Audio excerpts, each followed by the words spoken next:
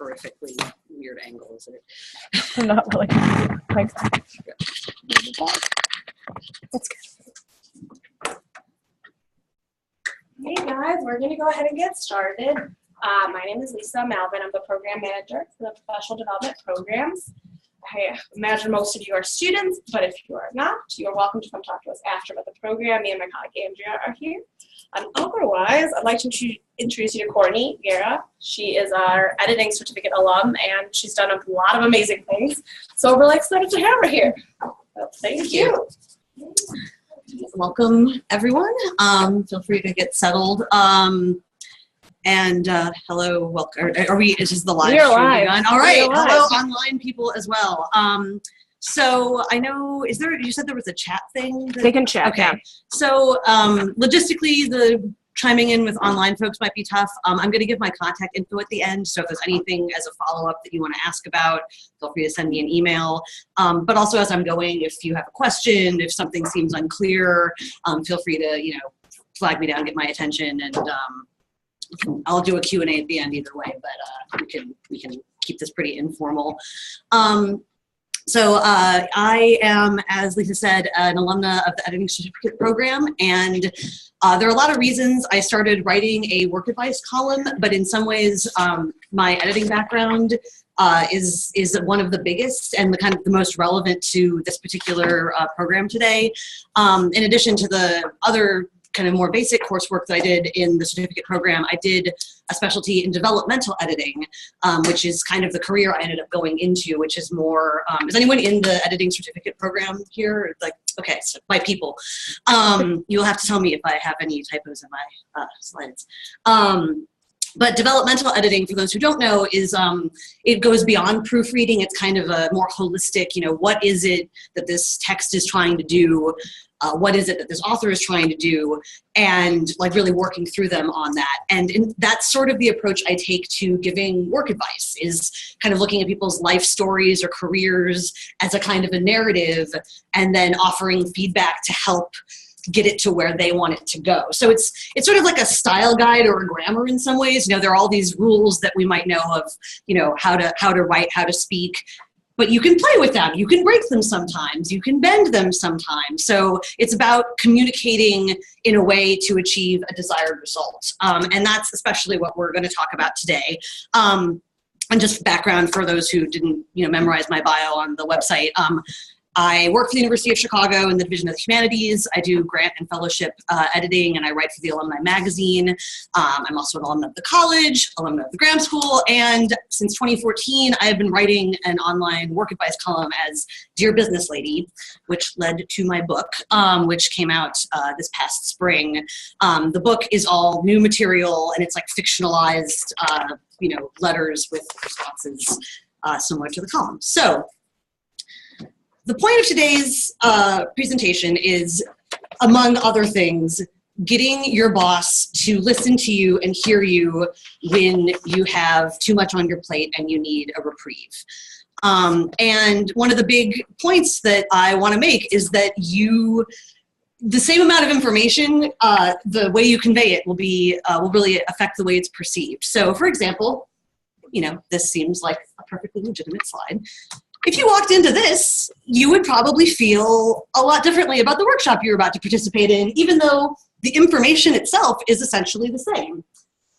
Doesn't really have the same level of polish. So that's kind of, taking a jumble of ideas and turning them into something that conveys a certain authority is one of the things we're going to be working on today. So, this is the kind of summary overview of what we're going to talk about. A lot of these things are interrelated, but going to try to prevent burnout, learn how to advocate for yourself, make your work visible, push back at your boss, but in a professional and polite way. And then also know when to push back and when not to push back. And for the times when you are just overwhelmed and there is no opportunity of escaping or having things dialed back, making the most of the time that you have for your work. So before we get into that, though, I'd like to just do quick introductions. Actually, we have a few people in here, so I might skip that just because we got started a little bit late. But I know we have the room only until 7:30, right? So, all right, we can, I'm going to skip that, but let's, we can talk afterward and, mill around, even if we have to vacate this exact space. But I want you to think about the things that you're hoping to get out of this workshop. And toward the end, or as we go, feel free to bring them up and ask, questions that relate to your specific situation. This is about some of the more stressful elements of working. So, this is a safe space. I don't know if any of you know each other, but, this is not, no one's going to be gossiping about, who said what about their job. At the same time, work is always going to be work. So I'm going to assume everyone in here has a good work ethic. This is not a workshop on like how to get paid without actually doing anything and to convince your boss that you're far more busy than you actually are. So that is not professional development. So, but I imagine the type of people that come to a workshop like this are ones who are genuinely trying to do a great job and are maybe feeling overwhelmed with all the different competing messages they're getting of what to do. I know when I first started out in the workforce, I worked far longer hours than I should have. I didn't really know how to push back, how to say no. I was kind of like, well, I have a job now, and I guess this is my life. I never sleep. I never see anyone I care about, and I'm always stressed. And kind of combating that idea of work all the time is one of the big missions I have in my work advice in general, and obviously especially today. So, let's talk about why people end up being too busy. One reason that you don't have enough support from colleagues, and that could be because there aren't enough people at your organization. Maybe there's been layoffs or positions that haven't been filled. Maybe you have coworkers that don't do their jobs, which is a different sort of problem and a more, I think, emotionally taxing one. Maybe you're the only person that does whatever it is that you do. Maybe you have too many projects. Maybe you have projects that all come due at once and there's no real way to prioritize among them. And maybe you're not doing things as efficiently as you could, which we'll talk about more toward the end. And you're gonna notice as I go through this, there are a lot of lists, and part of why I like to give lists is it's sort of about giving you a vocabulary to think through the different elements that might be at play. As a writer, take a seat. As a writer and as an editor, I kind of like to, essentially dump everything out on the table and then sort through what is the most relevant to whatever I'm trying to do. So that's part of why I'll be giving you a lot of these kind of rundowns. And I should say also, I'll send out this PowerPoint as PDFs later, so you don't have to scribble down every single thing. So, so there's reasons that you might be overworked. Now, how does it happen that you end up overworked? Maybe you have too many, long hours, late nights, and, that's going to vary from industry to industry. But if you're not in a kind of 24/7 job, that can be really grueling. You might get pulled into things that you're not supposed to be involved in. And in that case, you are trying to balance your own work with this new thing that you're being asked to do. There's a lot of invisible work sometimes that can chip away at your to-do list, or rather, you can't chip away at your to-do list because your time gets filled up with these random one-off tasks that no one even really seems to notice or care about, including you. You don't even feel satisfied doing them. And a version of this is emotional labor, which is getting a lot more, I think, discussion lately in certain circles. Like things managing people's feelings, and sometimes in an office there can be a kind of gendered component to this where if you are a woman, you might end up being the one who refills the candy dish and makes sure that there's enough Splenda and like checks in with people on their birthdays. And it's great if that is actually your job or something you enjoy doing and have time to do.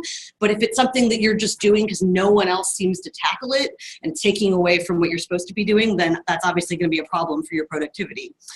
And, there's a lot of things that if you are a productive, motivated person, you end up just sort of getting pulled into. You want to go above and beyond. You want to do favors for people. You want to make things easier. And again, you just keep getting sucked into things that you aren't supposed to be doing. So you can ask yourself all this. Is it good for the company to have a bunch of people who are all overworked? And some of you might recognize where that still is from. And the put upon nature of the person in it, it's from the movie Office Space. that's the thing, is we go above and beyond trying to do good for our companies, trying to support our organizations, but it's not actually good for any organization if its staff are just running themselves ragged all the time. You've got people being competitive because they all feel like they're all overburdened. They don't have any camaraderie. They don't want to collaborate. They're doing things more inefficiently because everyone's just trying to protect their own time and sees everyone else as a threat rather than a partner. Your work is probably going to suffer if you're doing too much because you're doing sloppy work. You're trying to do things that should take more time in less time, and you don't have time to proofread or go back over or whatever it is you'd use as quality control in your particular role. You get stressed, and that leads to health issues. You don't sleep as well. You're snippy. You don't enjoy your personal time as much. You eat, a random bag of chips for dinner because you don't have time for a real meal. And especially when all of these factors are combining, you reach a point where you don't care anymore because you're too burned out and you hate your job and you don't care if the organization fails or your coworker's project falls apart because you just don't have it in you anymore. It's sort of like, sustainability is a big buzzword, anymore with, ecology and, sustainable architecture, sustainable products. Your time and energy and brain power are also finite resources. And if you are giving everything you have all the time, you will reach a point where you can't give anymore. And the idea is to figure out how the points where that things are going wrong. So you start feeling exhausted all the time. You start getting irritable. You get paralyzed because you look at your to-do list and there's absolutely no way to prioritize. Everything is overdue. Everything is urgent. So you just kind of stand there in shock, or you kind of do meaningless work just to feel like you're doing something. And again, you eventually just start to feel apathetic because there's no way to possibly do your job well. So it makes it a lot harder to care about it.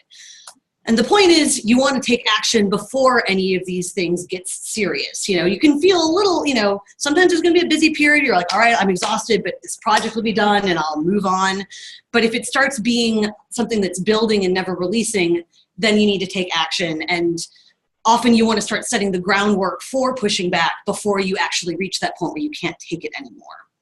So these are kind of the canaries in the coal mine of signs that things are getting out of control. So you have to say something if you want your boss or your coworkers to give you a break. And I'm focusing mainly on pushing back at bosses just because they are the ones who are in fact the boss of you, and it's harder to say no to them. But there's, some of these same techniques can certainly be used with coworkers as well.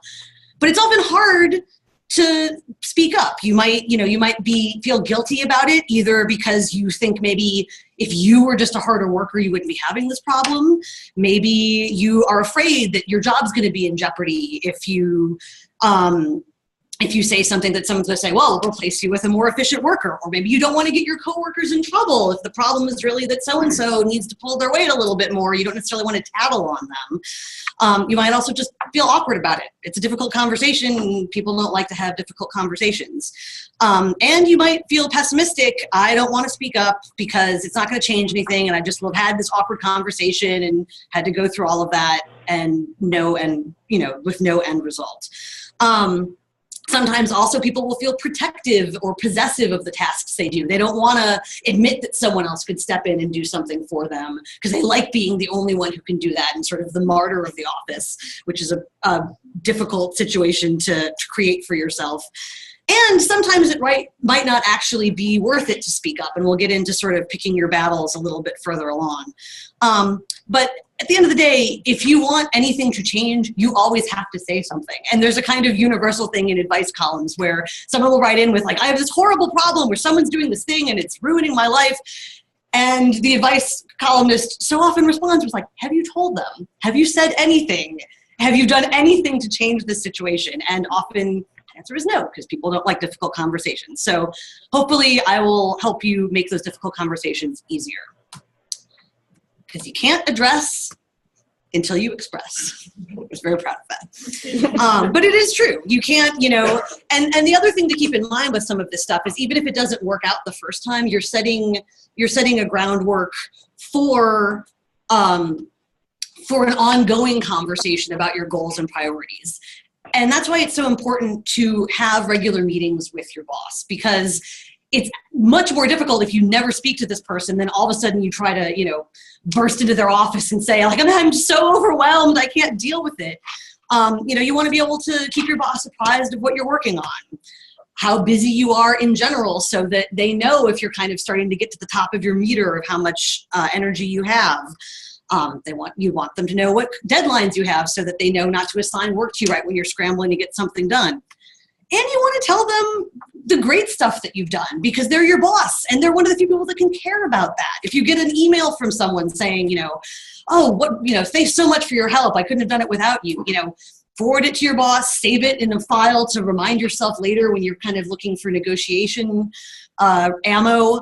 That's stuff that it feels a little awkward to talk about sometimes, because we're sort of culturally conditioned not to be like, I'm so great, like this place would burn down without my efforts. But your manager should know if you're doing really solid work. So you need to make sure that they do know.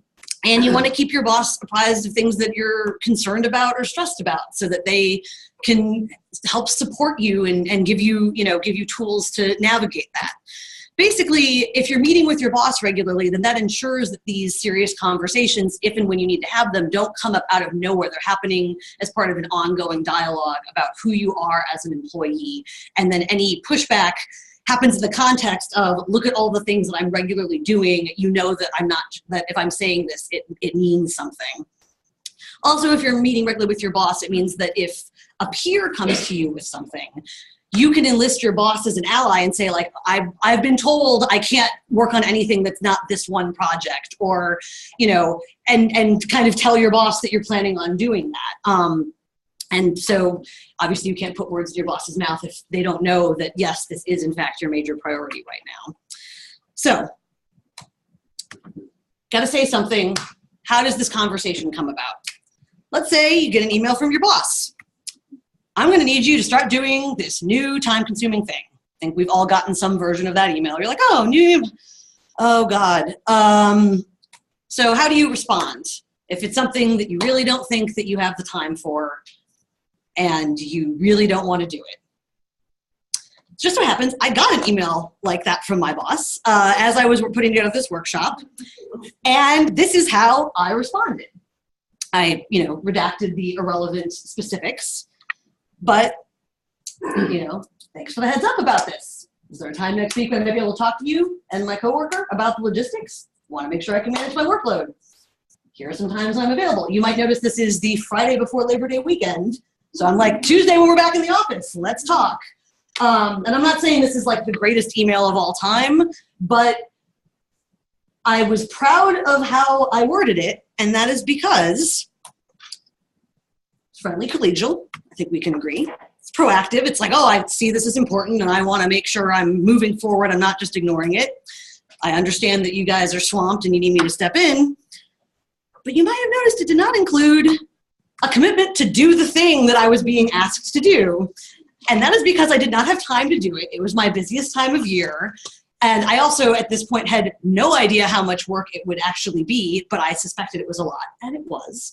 And so I was pretty sure that I wanted to have a conversation saying, I cannot do this. But as I will discuss in greater detail later, email is not the best medium for those sorts of conversations.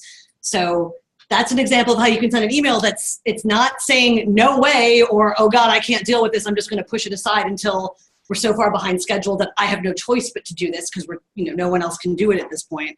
It's just like, all right, let's have a conversation. And then, and in the end, I did not actually have to do the thing. I was like, oh, this is great real world practice for this thing I'm going to be talking about in a few weeks.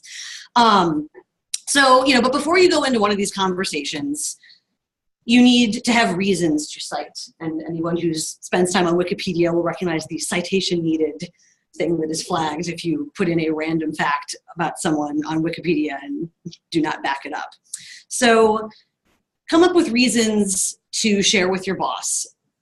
Some of these might be, you got too much other work, obviously. Not enough time, energy, focus, or brain power. In a word, bandwidth. And you hear this a lot. It's like, oh, I don't have the bandwidth. Do you have the bandwidth for that? It's a good sort of distillation of all of the different components of, trying to get something done. Another good reason is concern about precedent. If it's something that's an ongoing task and you're being asked to step in just this once, what happens the next time? Because I can't do it forever. You can also cite parity. If you know that other people on your staff are not as busy as you are, then why are you being asked to do this and not so-and-so who leaves at 3:30 every afternoon? And not because they have an arrangement where that is, part of their schedule. It's also good if you can find backup with other allies. They can be coworkers, they can be other managers. So if you've kind of raised some of these concerns, with your colleagues, can say, I talked to your boss in passing about this and they agree. That's not something I should be doing. So there are other reasons that might be specific to you, but these are kind of the big kind of bucket ones. But the basic thing is you want to be as impersonal as possible. Keep it focused on, is this good for the company? So you want to organize your list of reasons from the most to least compelling based on what you think your boss is going to find convincing.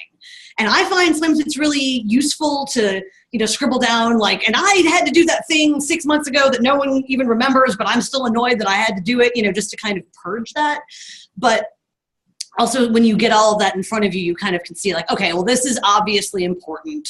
This is stuff I don't really need to mention. So you got your list of reasons. And now it's time to actually talk to your boss. Again, the best option for this is face-to-face.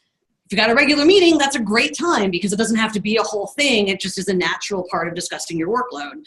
But, if you don't meet that regularly with your boss or you're not scheduled to meet for a while and it's urgent, you can say, I'm worried about my workload. I'm worried about how I'm managing some of these projects. Can we talk about whether or not I should be making adjustments?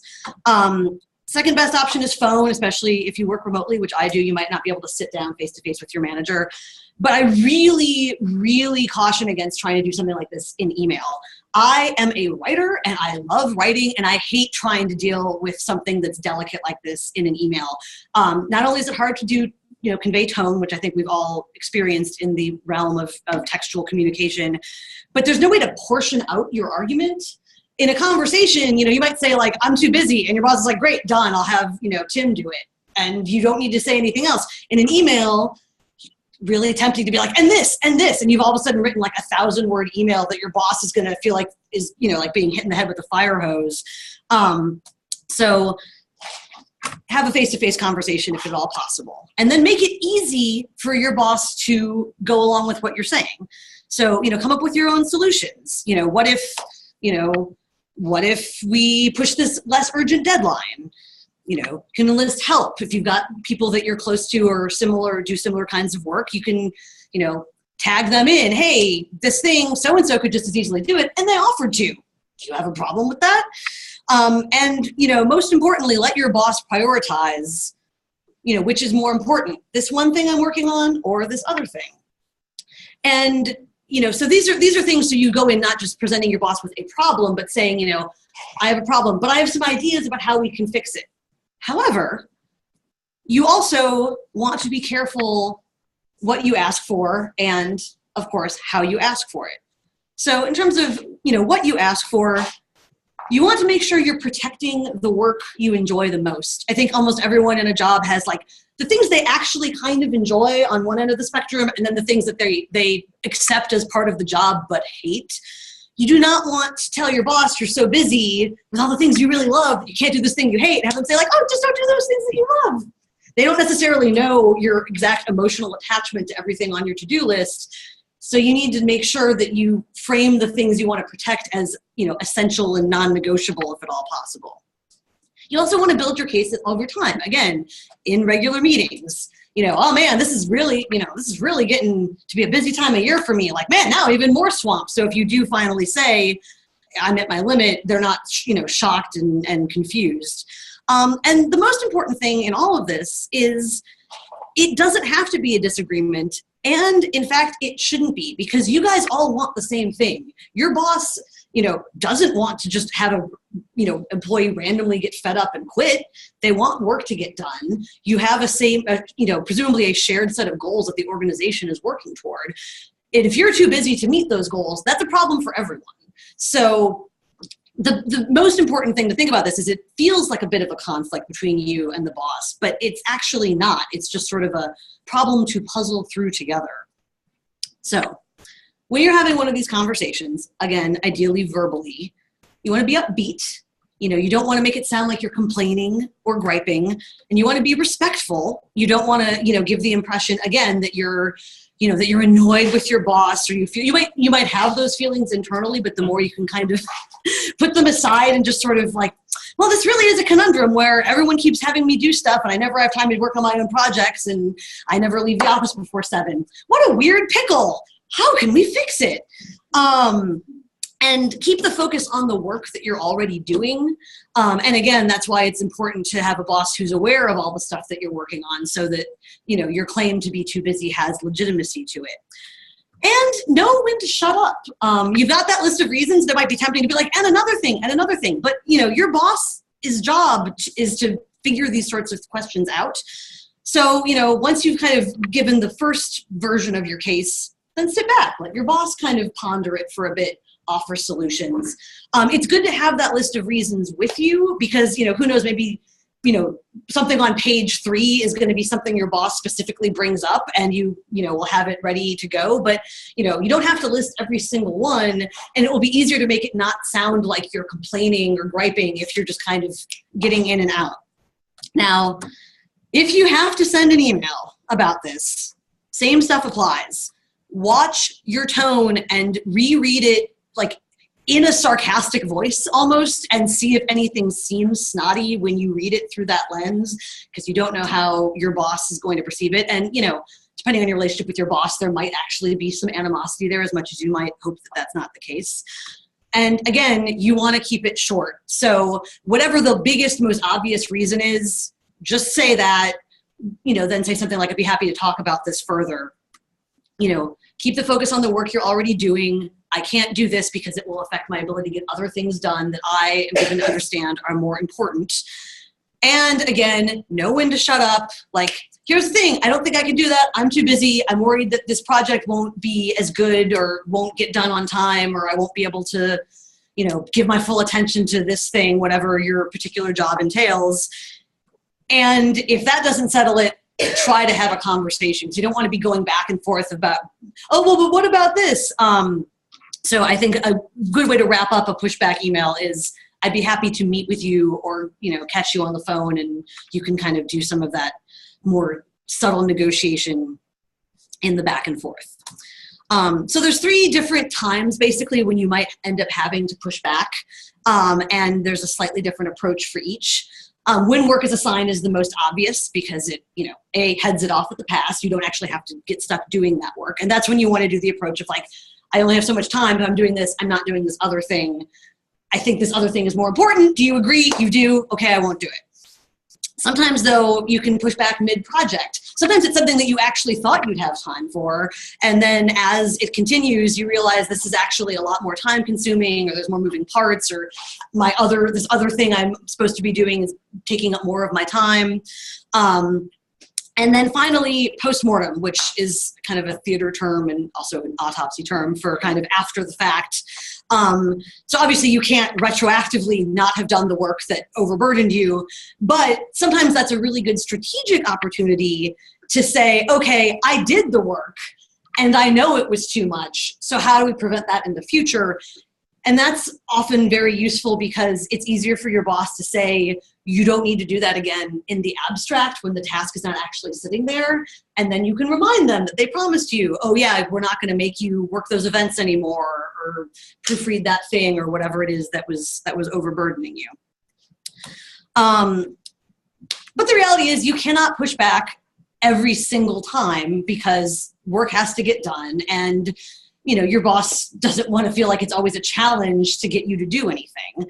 It's sort of like accruing up tokens, like if a certain amount of, after a certain period of like really solid work, you get a little pushback token, and to think about, like, do I want to spend this or I want to save it, hoard it for later? So really important times to say no.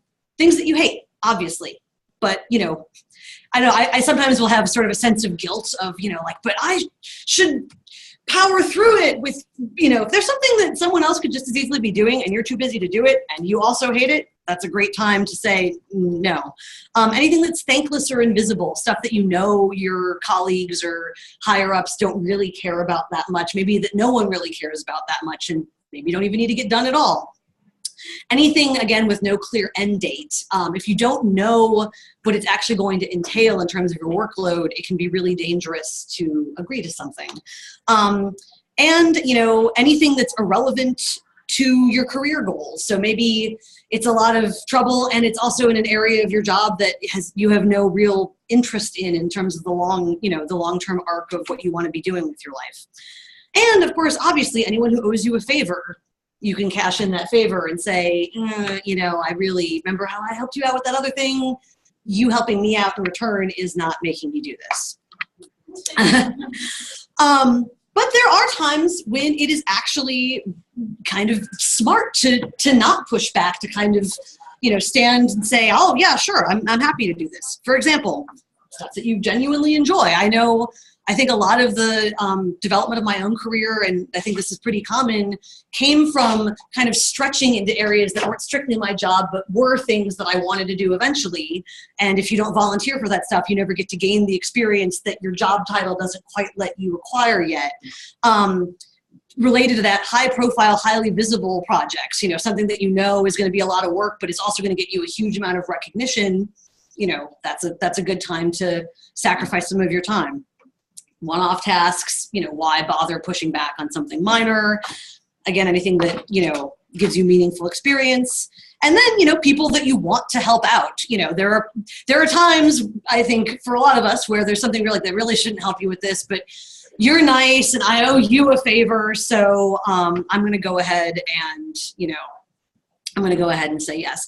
And I think it's also important to keep in mind that even if you are planning on ultimately saying yes to something, that doesn't mean that you can't push back a little bit, kind of just to remind whoever's asking you that it is in fact an imposition. And again, it can be cheerful, it can be friendly, just be like, oh man, okay, it's gonna be tough, but I'll get it done by tomorrow. I'm really busy right now though, just so they know. So you don't get a reward for, pretending you have zero emotions or zero other priorities. And that's also really good practice for negotiation in other contexts, which, are kind of part of an ongoing part of your working life, whether it's at a new job, asking for a higher salary or, a different title or things like that, or the kind of day-to-day negotiation that you have with your manager. If you're kind of trying to angle for a promotion or a raise or some adjustment in your responsibilities, you might think about the way you're framing some of these conversations about your workload as setting the groundwork for, a kind of bigger ask later on. So, asked and answered. The boss says, no, you have to do it anyway. You did all the things right. You had really good reasons. It's totally unfair. You're so demoralized. You have 3 basic options. One is to just do the thing cheerfully. Just be like, I'm going to pretend I wanted to do this all along. But you remember it for next time. And the way that the remembering for next time works will be influenced by the way you handle it actually in the moment. So you could just be like, yeah, I'll do it next time. I'll do it. But then be like, remember, I didn't even complain when I did that thing for you, but now I'm pushing back. Or you can acquiesce under duress and, kind of not let your manager forget that this is a really big pain and you're still being very professional about it, but how are things going? Oh, I'm just still that one project. I mean, is a huge burden and it still is. I mean, I'm doing my best, but whew, man, we got to figure out something for next time because I can't do this again. And always you can quit. You can always quit. And I think that's, obviously it's a path of, extreme, it's an extreme response. And you don't want to just, do the metaphorical throwing your apron in the fire and, in the fryer and storming out. But I do think sometimes you can get stuck in the idea of well, this is my job and it'll never change. And sometimes even if you don't actually end up applying for another job or taking another job, it can be useful to just do a little bit of therapeutic job searching. It'll tell you what else is out there. And, sometimes you're like, oh my God, I could be making like 3 times as much money doing stuff I like more at this really cool organization, like the application, like I am actually out of here. But sometimes you're like, oh man, that's pretty much the same thing that I do, only the pay is less. And based on this rundown, it seems like they actually do a lot more of this stuff that I'm already feeling like I do too much of. So yikes, maybe I don't have it so badly. So I think it is important to keep that on your radar in the kind of realm of potential options. Although, as my dad always says, remember the rule of the wing walker, just when those guys would like walk on airplanes and circuses. I don't know, it's things my dad says, but it's don't quit your job without another one lined up unless you have a copious amount of savings or you're dealing with something so egregious that there's it's past the point of conversation. But at the end of the day, only you get to decide what is reasonable and what is unreasonable. We're all, the job market might be tight. It might not be easy to leave your job right away, but it is an option. And if you decide this is not what I want to be doing, you can try to explore other options. So we're going to pivot a little bit now and say, what if your boss says, okay, you really shouldn't be this busy though. I don't understand why you're telling me that you're having trouble getting this stuff done. So some potential productivity pitfalls: perfectionism, procrastination, and predicting how long a task will take poorly. Just like magical thinking, really, but I wanted it to have a P with the alliteration thing I was going for. This is sort of the kind of 3 big areas that impact your time management. And procrastination kind of sits at the apex of them. Sometimes you're procrastinating because you believe foolishly that it's going to only take 15 minutes to do a thing that's actually going to take more like an hour. And sometimes you're procrastinating because you're afraid that when you do the thing, it won't be as good as you want it to be. But if you never start it, then you haven't begun the process of failing yet. So it's all hypothetical. If you're a writer, this is probably going to resonate with you a bit. Like the project that you haven't started writing yet is both the worst thing ever and you fear that, but also potentially the best thing you ever wrote. And maybe you just sat down and it took only 20 minutes. So I'm going to address each of these in turn. Perfectionism is basically the same issue as a boss that makes unreasonable demands, only you are that boss making unreasonable demands of yourself. And you need to essentially have a talk with yourself as your boss in the mirror, and try to circumvent that. You might have heard the phrase, the perfect is the enemy of the good.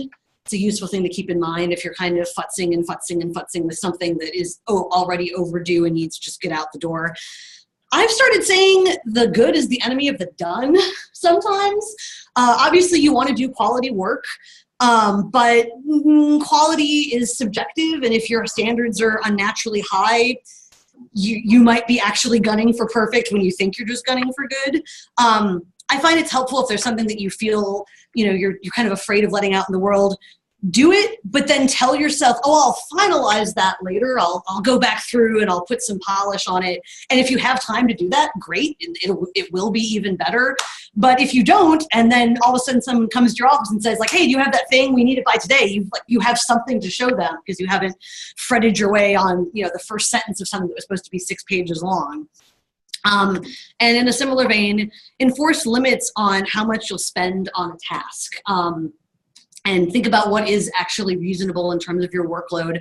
I find that sometimes I get a lot done if I have a much shorter period of time in which to do it, kind of paradoxically. And I use that to my advantage. I'll talk about that in the next slide as well, because it's another area where those are linked. And most importantly, you want to look at your peers' standards and make sure that your standards are in alignment with theirs. You don't want to be doing bad work, but if you are going above and beyond and putting a level of polish on things that aren't really important to the organization's goals, that aren't, that isn't time that you should really be spending, then you might have to let go a little bit of, how you think it should be done for the sake of, being able to eat dinner with your family or like spend weekends doing fun things and not working. So procrastination, and hopefully you all got the little excerpt from my book about this. I think we all struggle with it. Making productivity a game of sorts is something that I personally find useful. Again, tackling something in a limited time frame will sort of put some fake false urgency into it. So sometimes I'll say, if I have like a meeting at 1, I'll sit down and say, like, I'm gonna try to get 3 emails out before I go to this meeting. And again, I don't even necessarily have to send them if I'm like, I'm not sure if that's how I want to say it. I'll just save a draft, but at least they're essentially done. And then if I get a follow-up from the person because they haven't heard from me yet, I can quickly go back and get it out the door. Also, be realistic about urgency. I think also, if you're someone that you know you're prone to procrastination, you might be tempted to say, give kind of artificially early deadlines, which is sometimes a good idea, but you know when it actually needs to be done by. So if you know that leeway is there, you're probably going to find ways to use it up. So, you do want to give yourself some degree of a buffer, but don't say you're gonna get something done 6 months early, because you will find ways to not actually do that. And break down big projects into their discrete elements. That allows you to chip away at them little by little. And it also helps you be more aware of the actual time it will take, because you can say, finalize workshop, but like there are a lot of little things like reserving a room, like scheduling things, checking off lists, printing. If you kind of just have one line item on your to-do list, you might forget that, oh, that's actually like 15 different things that I need to do, and now I have to do them all right now. I think it's also important to be honest with yourself about your personal rhythms of productivity, the type of tasks that you tend to struggle with completing, and find ways to specifically address that. Don't tell yourself, I'm going to do everything on this one day, when you're not a sit down and do everything in one day type of person. At the same time, if you're not getting anything done, take a break if you can afford to do it. Don't just sit there being like, oh God, I'm not getting anything done. Well, but I'm still at my desk, so yay. Like, it's the worst of both worlds. You're not getting anything done and you're not enjoying yourself. And in our household, my husband's an academic, and as he's been working on finishing his first book, he's started talking about writing in terms of sit downs as a way of relieving the pressure of, coming up with a certain amount of words or spending a certain amount of time. It's kind of, I sat down, I made progress, now I get to take a break. And sometimes we call that doing a work too. Like, I did a work right before we went out the door for lunch.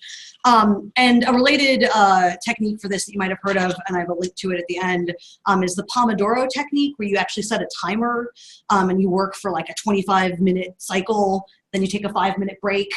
And then every 4 cycles, you get to take like a longer, like 15 or 30-minute break. So the only way it works, though, is if you are like actually fully working during those times. So basically just ways of playing with the idea of, oh, I have all day to do that. And then all of a sudden it's 3:30 and you have like sent one email that was just sounds good. And you're like, what did I do all day? And, again, magical thinking is something that the procrastinator will often engage in. Oh, I know I can never get that done in this time frame, but maybe this will be the day that I, clear out my entire inbox in 1 hour, and then, a trophy will, fall down from the ceiling. So, keep track of how you actually spend your time. I have some links to worksheets that kind of help with this too. Sometimes even with like a spreadsheet, actually see how long you're spending on given tasks. I do this because I work remotely and I don't have the same like, well, we're all leaving for the day. And my work computer is right there. So I realized when I first started working remotely that I was actually going way over the number of hours I was supposed to be working, and not to any particularly productive end. So, it's a slight, extra task, but it doesn't really take that much time. And if you actually see how you're spending your time, it will give you better information on how to organize it. Again, account for all of the components of a project so that you don't end up getting, screwed by the fact that you fail to account for all of them. And you need to allow a buffer in case something comes up, because something always comes up. So, you can't give yourself an artificially early deadline, but you do need to not be, racing under the wire with every single thing. Back when I was doing admin work, one of my jobs was to reconcile these bills for the Quad Club, which is where all the professors have like their business lunches. And I hated doing it, and I always put it off to the last minute. And I finally was like, it was giving me so much anxiety. I was like, I'm just going to do it. And I powered through it, and I did it. And then about 3 or 4 days later, I ended up having a ruptured appendix, and I was out of work for 2 months. And as I was in the ER, one of my first thoughts was, I'm so glad I got those reconciliations done. I wouldn't have to tell someone I hadn't done them yet. It would have been so, so embarrassing. I would have gotten in trouble. So once you reach the point with a task that you've been putting off that you would actually, you're like living in fear that someone's going to discover that it has not been done yet, just do it. Because if the worst happens, or something that you couldn't possibly have predicted happens, you don't want to have to explain that, you had been accounting, assuming that some magical chunk of time was going to appear and save you. So going back to the title, working hard, which, for the purposes of this workshop, we'll say is a good thing, because we want to work hard. You want to put in an effort that is recognized by your boss and your colleagues. You want people to know, oh, this is what you contribute, and we're glad that you're here. We're glad that you're filling this particular role. And you should have a good balance between busy and slow periods. Different jobs have a higher proportion of long hours and late nights than others, but there should be an ebb and flow so that you're not just kind of constantly, running in the red. And you want to feel like you have a comparable workload to your peers, where you feel like, yeah, you're busy, but so's everyone else. We're all in this together. And, an enjoyable sense of being challenged. If you're in a job that, is just really boring, some people like a certain type of just like even-keeled work. So, there's nothing wrong with that. But if you actively feel bored, then that is a sign that maybe the role that you're in is not right for you. And, a low percentage of job-induced rage. Like, we all have those moments where, like, you get an email or something's happening, you just, if you have a partner, it's like the type of nights where your spouse or partner will be like, all right, you've been talking about this for 25 minutes. You need to stop. And we all have that. I don't think there's a role anywhere where that's unavoidable, or where that's avoidable entirely, but it needs to be, maybe like, I don't know, once a month, like kind of a rarity, not the defining characteristic of your work. Overworking, by contrast, no one ever says thanks. No one ever seems to appreciate what you're doing. No one seems to acknowledge it. You feel like you're giving your all to this job, but no one even seems to realize how hard you have it. You're unrelentingly busy, and everything's a crisis. You never have time to plan or take a step back or think about the big picture. You have the sense that you're the only one in your office that is actually so busy. And maybe that's true or not, but if you feel that way, it's not a particularly fun emotion to experience.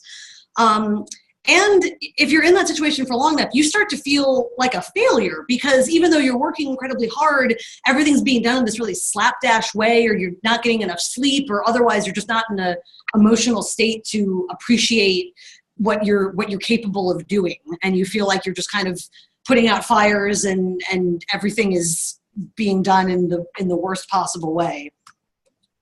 In a nutshell, you just kind of constantly feel bummed out.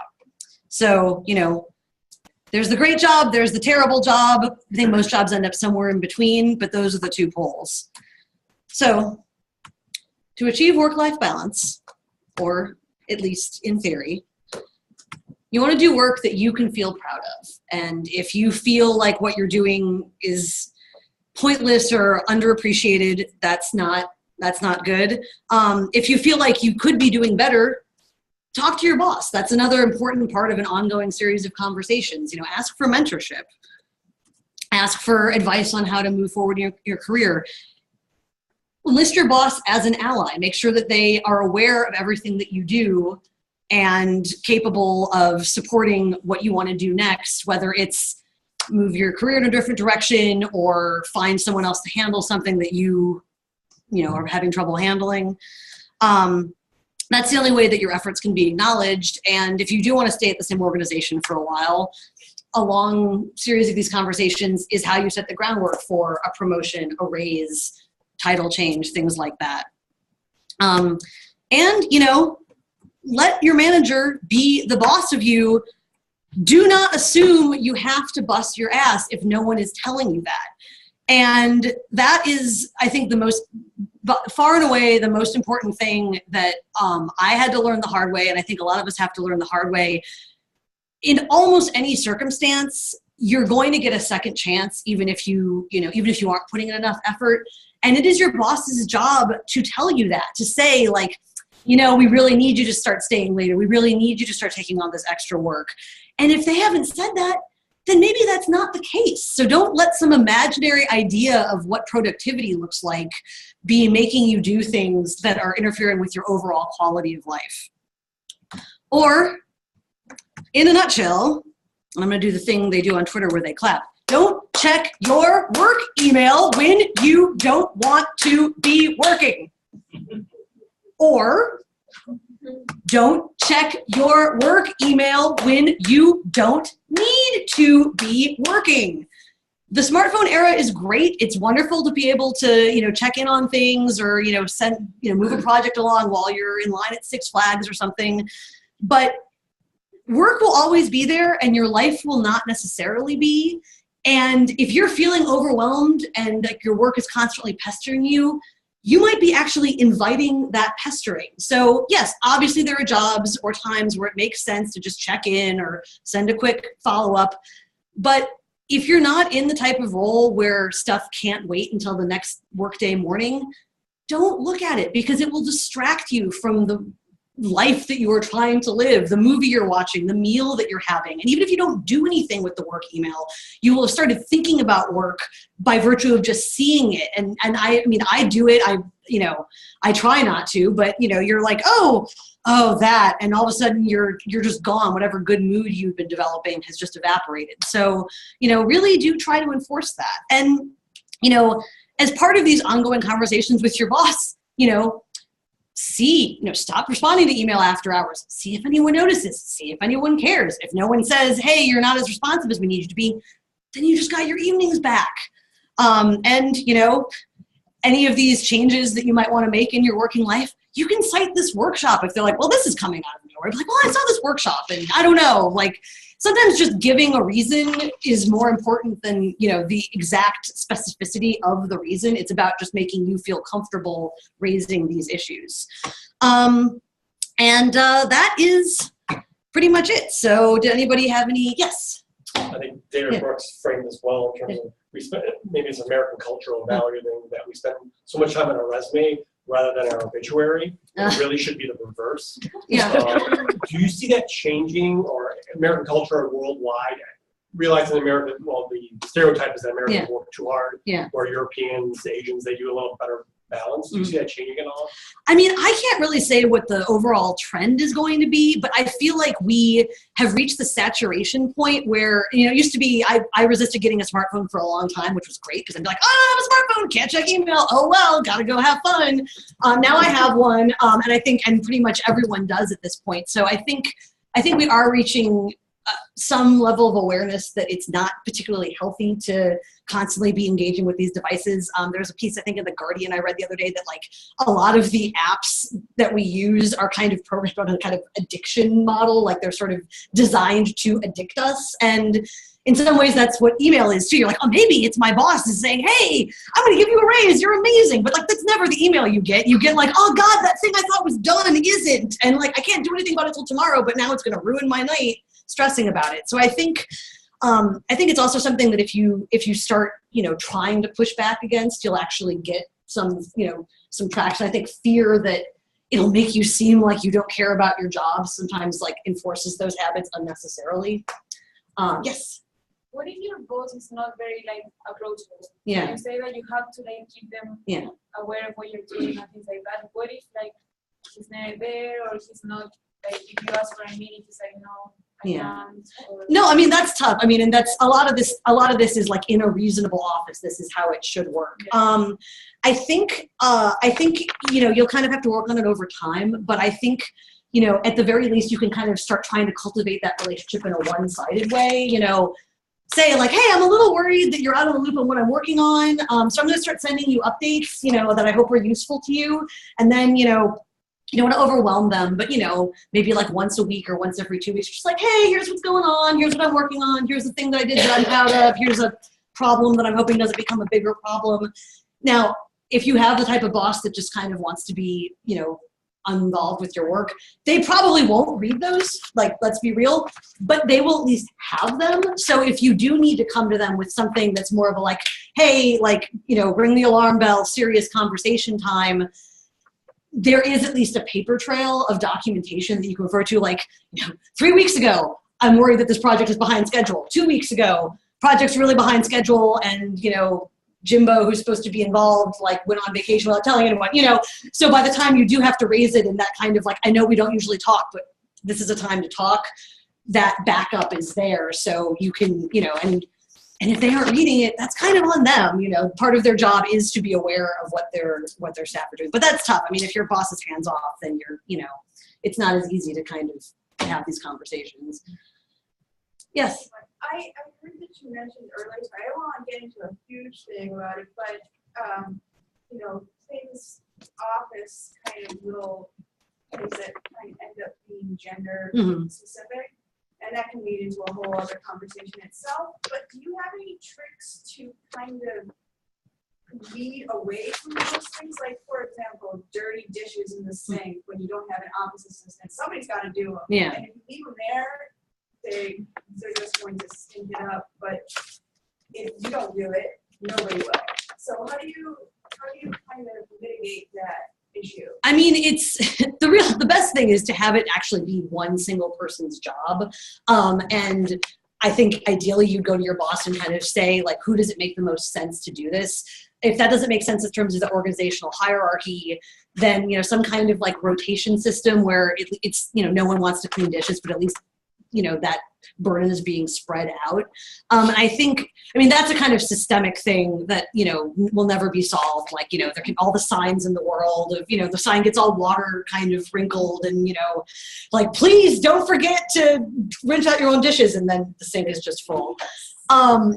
But I think especially, so that's a kind of systemic thing. But if you know you're always the one doing it, you know, talk to your boss, be like, this really stinks. Like, I'm doing this. It's not my job. You know, what do you suggest? And that's another case where you say, you know, how do we solve this problem together? And with other things that are less kind of ongoing, you know, if someone kind of, you know, comes up to you and just sort of assumes based on where you're sitting and how you look that maybe you're the person who's supposed to copy things for them or what have you, you know, you can kind of say, you know, okay, I'll do this because it's not that big deal to copy things, but like, this is actually, just so you know, like, I'm just doing this as a favor. Like, I'm not actually supposed to make copies for people. And again, that's a place where your boss can kind of back you up if they go to your boss and say, like, so-and-so pushed back on making copies. Like, yeah, well, that's not their job. And I think sometimes, you know, we as a species and women as a gender don't like confrontation. So you're kind of like, well, I don't really want to make this awkward, so I'll just do it even though it really is aggravating me. So sometimes it's sort of just like puzzled, like, I'm sorry, like, why are you asking me to do that? Or like, I'm not sure, I'm confused. Like, you know, like, you've asked me to, it's like if someone came in and was like, please perform brain surgery on this person. I'd be like, I don't think you want me to, that's not my gig. So sometimes the kind of I'm confused is like a slightly softer version of like, no, I'm not doing that. And it like opens up a conversation about why it's not your job. Did you have your hand up or no? Oh, yes. You give us an example how it wasn't I made, but it made for surprise that you have to tell it. He said at the moment you have to do this and you are not first. How do you come to that at the moment? Let me think. I think, you know, it is, I think it is sometimes really hard if someone puts you on the spot. You sort of just say, I'll help with that. And then you're like, oh, why did I say yes? So getting out of the habit of saying yes automatically. So kind of just ask follow-up questions like, okay, what do you want me to do? Blah, blah, blah. Like, oh, I'm not sure. I think I might be able to do that. Let me ask some more questions. That will A, give you information about whether or not you actually do have time, and B, it will give you ammo if you need to push back. You can say like, yes, that's going to be all day, you know, require an all day meeting on Friday, and I have these other commitments on Friday. So again, the sort of, you know, it's not exactly playing dumb, but I think going into a question mode rather than a response mode helps you like avoid the pitfall of just jumping in and saying, sure, I'll help, and then saying like, oh, I already said I would do it, now I have to walk that back. But it's sort of something you have to train yourself to do, because people ask you to do something and you want to be helpful, so it's easy to say sure as your first instinct. Anybody else have some online questions, but before, so we're at time, but we have the room till 7:30, and I will be here till 7:30. So if you guys want to stick around, you definitely can. If you need to head out, that's fine too. There's probably extra food. Please take it. I'll be sending out a survey just to get your feedback on this workshop, so we can schedule some more things. And if you didn't sign in with me, please just do that so that I have a record. And so I'm going to send out the recording and the slides. Yep. And also, we can continue talking. Also, as you have seen, I do have copies of my book here. If you would like to read it, feel free to come up. It is $10 if you have cash, or $11 if you want to use a credit card, because my little square thing takes a cut, and I will sign it for you if you would like it to be signed. Also, I'll send these out. Ask a Manager and Captain Awkward are two other advice columns I really like. Captain Awkward does really comprehensive scripts. Ask a Manager is great for just like quick, quippy, like here's how the world works type answers. There are the study guides that I mentioned. There's kind of like grids of how you spend your time and kind of worksheets. And then the Pomodoro technique that I mentioned with the timer. I keep doing this. It's called Pomodoro because the guy who invented it used a tomato-shaped timer. Pomodoro, I think, is Italian for tomato. So yeah, so that's why it's called Pomodoro and comes with this gesture. But yeah, well, we can definitely keep chatting, and I'll want to. Yeah, I have some online questions that people don't. So question is, what about times when the thing you're being asked to do is a thing you want to do, but you're stuck doing things that you don't want to do because no one else can do it? That is really tough. I think that's something where you want to keep your boss apprised of what your goals are. And I think that's a case where you can express the kind of emotional component. I mean, I wanted to emphasize, come up with reasons that are related to the organization, but, you can have a good rapport with your boss, and, you can say, like, it stinks because I really want to, write these articles for the alumni magazine, but I don't have time because I'm busy updating this website. So how do we fix that? And it might not be something that can be addressed right away, but it can be part of a longer term, hopefully, conversation about shifting your workload and priorities. Cool. And I have one more. You guys can also continue to ask questions, but I have one more is, what about when you're punished for your competence and people don't give you more and more work but don't understand that the high quality takes time? That's, I think, another case where like you need to be communicating the fact that is what's happening. And I think sometimes, the way work happens is hard to articulate, especially, I mean, for me, I can't say for sure how long it's going to take me to write or edit something. I have vague ideas, but there's a kind of, ineffability there. So I think, talk to your boss and say, like, here's the thing, if you keep giving me more projects, I'm not going to be able to spend as much time on them, and then the quality will suffer. And, that's also a case where if you've gotten some feedback about, oh, you made a mistake or this wasn't up to par, you can cite that as, well, the reason that happened is because I was trying to do it too quickly, or trying to do it with limited resources, or, skipping a step, or whatever makes sense in your context. And it's really about like showing your work, making sure that the effort that you're putting in is visible to the person who's responsible for managing what your to-do list looks like. Because if you kind of, there's something kind of fun to be like, oh, you're like a wizard, and no matter how much work we give you, it all gets done. But, you're not actually a wizard. So you are kind of, undermining your own ability to push back if you're not kind of narrating all of the effort that goes into things. Yes. Any thoughts on managing almost in a situation where you almost have two bosses? So you have a direct manager that is exploring conflicts with a significant time difference, that person's not, or somebody higher up the chain is located in your office and pulls you into conflicts. That's something that you want to be, I think, again, in communication with both of them to whatever extent possible, and even say, if you're, to boss A, like, so what should I do if I'm working on something for you, but boss B tells me that I need to get something done? Like, how should I prioritize that? And anytime you do get pulled into work for one boss, make sure that the other boss is aware of it, because, you don't want to do good cop, bad cop on them. I've had 2 bosses before, and it is a challenge, especially when there's a bottleneck and they want completely different things and you can only do one. But they are presumably colleagues, so to a certain extent, like that's something they have to work out among themselves. And if boss B says, this is the priority, do it now, and boss A gets mad, that's kind of a problem between them. Like you can only do what you're being asked to do. And I think anytime you do hit one of those, even if you address it in the moment because it's urgent, that's a case where you can kind of do a postmortem and say like, okay, so that didn't go well. What should we do to prevent that happening next time? What should we do if that happens next time? And also maybe have an agreed upon set of things that automatically trump one another, whether it's boss A work versus boss B work, or a particular type of project is always going to take precedent, something for a client versus something that's internal, whatever makes sense. But so that each time you're not like, oh no, it's a crisis, what do we do? That there's a sort of set of rules that you guys are all at least agreed on. Yes.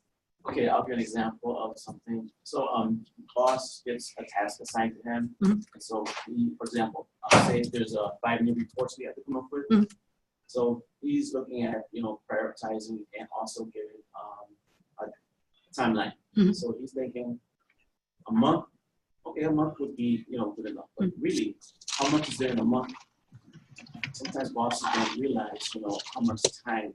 They just say a month because it's easy to say in their heads, oh, in a month there's so many days and you can do this and that without giving a lot of detail. But they're in the habit of doing this. How do you, without sounding confrontational, how do you say, well, we have work that may come up in between, which has probably more priority, and we have so many hours during a month. I think that's another instance where the sort of like, this is a concern I have, sort of like, where you're not saying that the boss has done anything wrong, but you're sort of like, let's figure out why this is a problem. So it's like, if I told you all that I had a flight leaving out of O'Hare at 7:45, you would say like, oh no, you're going to miss your flight. And it wouldn't be a confrontation. It would just be like, this is the way that it is. So, if your boss says we need to have this report finished, by, November 18th, you say, well, here's what I'm worried about. This needs to happen. It usually takes this long to get the info from so-and-so. You presumably know what those steps are. And if this is the first your boss is hearing from it, it will be an enlightening meeting for them. And what about this other thing that's happening later in the month? That's going to take up a lot of our time. Just sort of, approach it like a kind of like a math problem or something where you're not arguing. You're just saying like, I don't know if that's a realistic deadline, and here is why. And I'm concerned about giving the client a deadline, or whoever you're reporting to a deadline that we're not going to be able to meet. And usually if a deadline is set arbitrarily at a month out, that is not necessarily the most carved in stone deadline. So if you have that conversation 2 days after this comes up, make your case that really a month and a half is more realistic. Most bosses will say, okay, I'll push the deadline. And I think that's another case where like you hear deadline, you're like, well, that's a deadline. It's like deadlines are just things that you kind of put out there to ensure that there's some sense of urgency to keep things moving forward, and so that they feel like they're priorities. But if it's not actually the brochures going to the printer for an event that you're advertising in said brochures, where like there is a final time sensitive end point, you can often massage things. And if you're making the case just like, I don't want to drop the ball on this other project or upset the client because they've now expected this from us when it wasn't reasonable to begin with, that's something that I think most bosses will be able to appreciate. And really you're doing them a favor by saying, I think we've got a problem and I'm trying to prevent it, from becoming bigger than it needs to be. I have some online questions. Okay. Let us go. Some of them are long. I'm just gonna. Okay, so one person's getting back into a role that she thinks she's overqualified for because she took a career break for 4 years. And she thinks that higher level projects outside of the basics of her job description are more enjoyable and a way that she can work for a promotion later on. But she's worried that to bring the issue of overworking to her manager, because in prioritizing what projects to keep, all of the menial tasks I don't like as much are really what my job is supposed to be. So I can't send them off to others because she's the lowest person on the team. Yeah. and she has also a hard time letting go of projects, but she's still staying late. So she's burning out. Yeah. I mean, that's a kind of, that's where you really have to make a choice is, you know, do you want to be the person who's doing this higher level work, even at personal expense, or do you want to maybe dial back on that a bit just so that you can, you know, enjoy your free time? I mean, I have been in exactly that position where there's the stuff that you really want to be doing, but then there's the stuff that is legitimately a higher priority.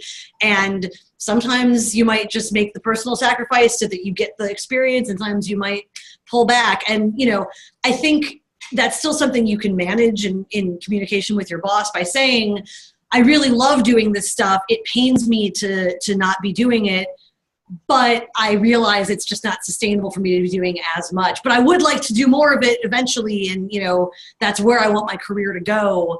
You don't just have to stop entirely and, you know, or not narrate the fact that you're feeling that kind of burden or the kind of tension between those two issues. You got any more questions? Because I have more questions. Okay. What would you say to like an overworker? Like, I guess, what's your advice on just kind of throwing in the towel and doing something that you actually want to do, even though it might not pay the bills? I mean, that is tough too. I think that sometimes you have to ask yourself what the actual financial difference is and how that would play out. I feel like if you're working a really demanding job, a lot of times you need that higher salary because, like, the only way you can get away from work is to take a 3-week vacation to some tropical destination, or, you know, go to a play that's, you know, where the tickets are expensive, but it's an experience. You know, if you have a budget and you know what you are capable of living off of, you can try taking a less demanding job or a more fulfilling job and seeing how it works out. Again, you know, you're not, you know, that the experience in the more demanding job is still going to be on your resume, you know, a year or two from now, if you realize, okay, I'm not making enough money. So that can be scary and it can feel irresponsible. But I also think if you're trying to get back into a more traditional, lucrative, business-oriented career, I think a lot of hiring managers will understand. I took time off to, you know, manage a theater company for a couple of years. Turns out that's not sustainable. But, you know, I'm really excited to to be back in the workforce again. So a lot of that is just, you know, the kind of life choice conundrums that we all kind of struggle with in trying to figure out what our career should be. One more question. All right. What about work balance for freelancers? I know you work remotely, so you could probably help answer it, but like if you're working freelance and you're also home, and there's also household and family tasks to do, how do you balance this? You know, the work needs to get done, and it's the same case of trying to figure out where your limit is. I definitely think if you do work from home, you can sometimes be like, I'm just gonna do a load of laundry, you know, put dishes in the dishwasher, and all of a sudden you're like, oh my God, I didn't do anything I actually needed to get done today. So depending on how your household works, maybe, you know, enforce things like the office door is closed, don't bother me, you know, or like mornings are for getting work done, afternoons are for maybe weaving in some tasks based on whatever, you know, you're the most productive. Freelancing, it's tough because you are really the boss of yourself in terms of how many projects you have. So, you know, you've got to, and it's always tough to turn down work because what if it's not there? But, you know, if your quality of life is suffering or quality of work is suffering, then you're not actually doing your career any favors in the long term. So, you just got to find a way to like manage your schedule, take advantage of the fact that you do have some control over that, and find ways to make the work that you need to get done align with the times when it's easiest for you to do it. And, you know, and hope for the best. Yeah. I have an odd question. I came in late, so sure. I addressed it, but your focus seems to be the worker. Well, how would corporate administrators feel about your talk? Have you had any feedback on it? Actually, when I told my own boss that I was doing this, he was like, can I come? I mean, I think, you know, obviously there are like draconian bosses who are like, you know, needs to get done. We need to make the money we need to make. And I don't really care how anyone in my organization feels about it. But I think that's usually not the case. And I think a lot of times if people seem to get that across, it's because they're feeling a similar pressure from whoever their boss is. I think bosses would agree that it's good for them to know what their employees are doing. And if their employees are reaching that point of burnout or frustration where it is going to start to show in terms of what their productivity or quality of work looks like, that needs to be addressed. It is in fact a business problem. So, there certainly might be times where a boss is like, I understand what you're saying. I'm sorry. Like, we're short staffed, like it's tax season and we're an accounting firm. Like your reasons are not as compelling as you might like them to be. But, I think if, I don't know. I don't like the idea of a workforce where everyone is just kind of like at the very limit of what they're capable of dealing with. Some of that has to do with the choices I made in my own career. I work hard. I have very busy periods, but I carve out enough time that I feel like my life is fulfilling and whole beyond work. And I personally believe that we're all better off with that being at least an ideal, even if it's not always, playing out in practice. And I think bosses, want to know if they're putting burdens on their employees. They don't want to be complained at, but, I don't think it's really helpful for someone to say like, yeah, sure, no problem, when it's going to, cause you to, stay, to the office at 8 o'clock, for an entire week. And maybe the boss didn't even want to ask that of you. Sometimes bosses don't know how hard stuff is that they're asking. And, you end up kind of doing this like, oh, like so tough, but I finally did it. They're like, oh, I thought that would only take like 20 minutes. Oh, that was a big deal. Oh, I'm so sorry, So I think communication ultimately benefits everyone like throughout the entire org chart toward like actually working together productively. Or so I like to think. I have more questions. Cool. Shall we wrap it on up? Yes. So awesome. Thank you so much. I know.